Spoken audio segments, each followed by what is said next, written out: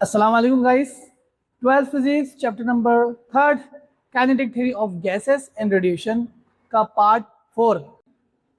तो आज degree of freedom बहुत इंपॉर्टेंट टॉपिक ये है आप लोगों के लिए। डिग्री ऑफ फ्रीडम, आज़ादी की सनद। आइए समझते हैं क्या होता है डिग्री ऑफ फ्रीडम।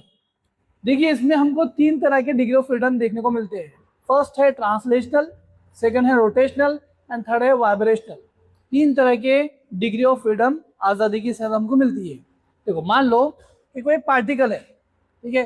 अब ये पार्टिकल है, अब ये पार्टिकल हमने पहले ही कहा ये रैंडम मोशन कर सकता है, किसी भी डायरेक्शन में ये किसी भी वेलोसिटी के साथ मोशन कर सकता है। तो मान लो ये एक्स डायरेक्शन में मूव कर रहा है, ठीक है, ये वाई डायरेक्शन में भी मूव कर सकता है और ये जेड डायरेक्शन में भी मूव कर सकता है। तो ये हो गई इसकी translational degree of freedom.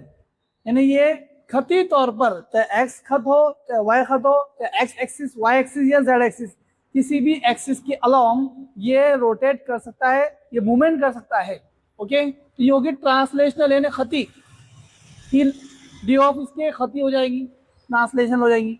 Then ये जो पार्टिकल है ये रोटेट भी तो करेगा, रोटेट भी कर सकता है, पॉसिबिलिटी है। देन ये इस तरीके से रोटेट करेगा, देन ये इस तरीके से रोटेट करेगा, ओके, और देन ये इस तरीके से भी अपने ही एक्सिस पर भी रोटेट करेगा। बट आप अगर देख रहे होंगे तो ये जो रोटेशन है, ये वाला रोटेशन, इसको नोटिस करना बहुत मुश्किल है, ये अबाउट टू इम्पॉसिबल है। इसलिए हम इस रोटेशन के 2 rotation of degree of freedom लेते हैं, तीसरा नहीं लेते हैं। समझ में आई की बात? तो उसको क्या हम कहेंगे? रोटेशनल, गर्दिशी। समझ में आई बात? Rotational degree of freedom, गर्दिशी।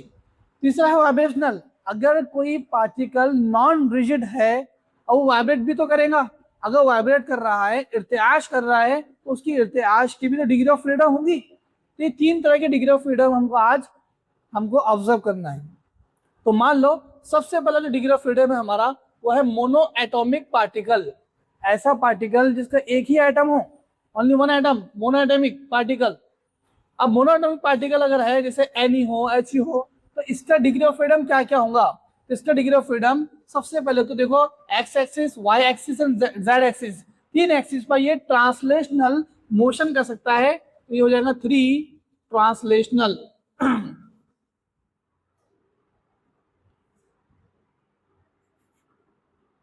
3 translational, okay, motion कर सकता है, mono atomic, DOF।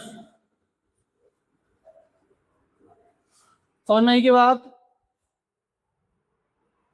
Okay, then diatomic की बात करेंगे हम। डायटोमिक पार्टिकल जैसे O2, N2, इसका क्या होगा? इसमें 3 ट्रांसलेशनल तो होगा ही होगा,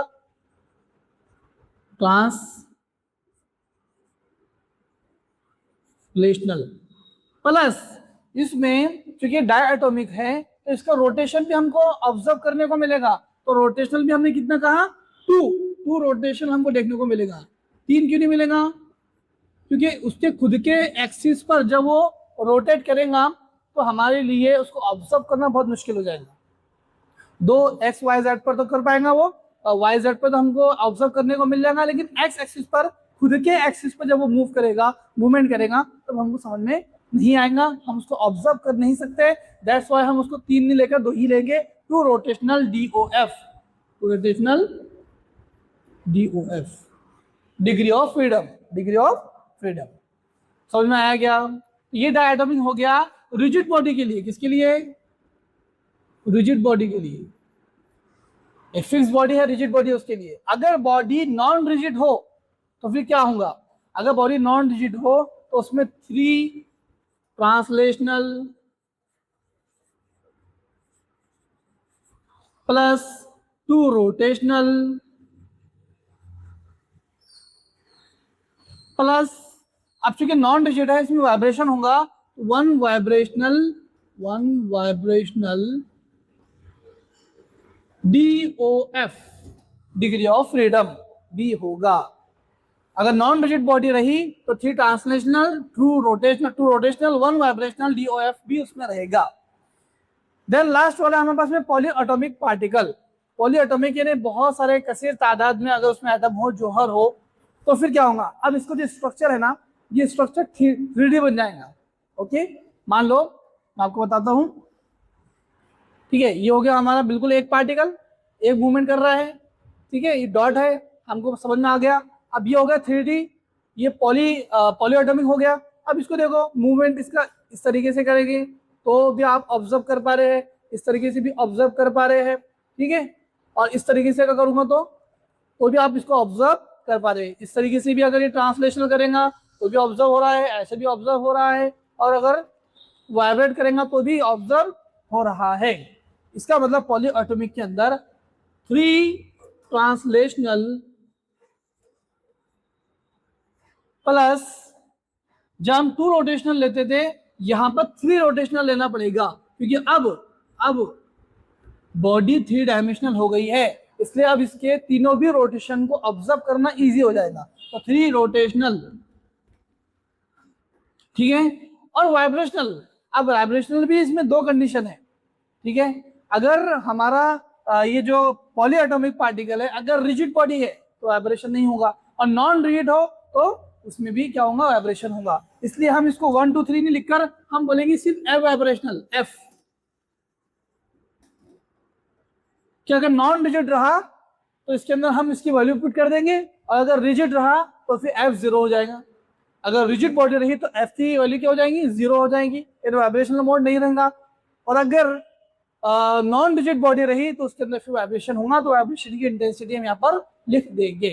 तो ये कंडीशनल वाला पॉलीएटॉमिक का पार्टिकल का हो गया। तो ये 4 चीजें हमने ऑब्जर्व की, 4 चीजें हमने स्टडी की, जिसके बेस पर, डिग्री ऑफ फ्रीडम के बेस पर। और डिग्री ऑफ फ्रीडम कितने होते हैं, 3 होते हैं, ट्रांसलेशनल, रोटेशनल एंड वाइब्रेशनल। उसी को हमने मोनोएटॉमिक, डायटोमिक और पॉलीएटॉमिक के बारे में पढ़ लिया। पॉलीएटॉमिक भी 2 तरह की होती है, rigid and non rigid. Diatomic भी कितनी होती है, 2 होती है, rigid and non rigid. And monoatomic जो है वो एक ही होता है। तो आई होप आपको ये समझ में आया हो। अब बताओ, ये जो एनर्जी है, तो एनर्जी अभी तीनों भी रोटेशनल और तीनों भी डिग्री ऑफ फ्रीडम में क्या होंगी, सेम डिवाइड होगी, बराबर है। तो जो भी एनर्जी हमें लास्ट लेक्चर में जो देखूंगा, नहीं देखूंगा तो आप जाओ लास्ट लेक्चर देखकर आओ, पहले एनर्जी का फॉर्मूला क्या है, देन उसके बाद में यहाँ पर आओ, ठीक है। यहाँ पर आई बटन आ रहा होगा, या फिर आप जो है तो डिस्क्रिप्शन में लिंक होंगी, वहां भी जाके आप देख सकते हैं। तो E इजिकल टू क्या होगा, E translational motion plus rotational motion plus vibrational motion, तीनों भी तरह के मोशन में हमारी एनर्जी क्या हो जाएगी, डिवाइड हो जाएगी। तो आज के लेक्चर को मैं थोड़ा छोटा ही रखता हूँ, ताकि इसके बाद का जो लेक्चर है वो आपको आसानी से समझ में आ जाए। देन फिर हम एक नया टॉपिक स्टार्ट करने वाले हैं, मेयर्स रिलेशन का, तो वो भी बहुत इंपॉर्टेंट टॉपिक है। तो please like, share and subscribe my YouTube video to everyone, and please support करिए मुझे। मैं AI से रिलेटेड वीडियो भी डाल रहा हूँ आप लोगों के लिए, तो उसको भी जाकर चेकअप कीजिए और बताइए कि वो वीडियो आपको कैसे लगी। Thank you.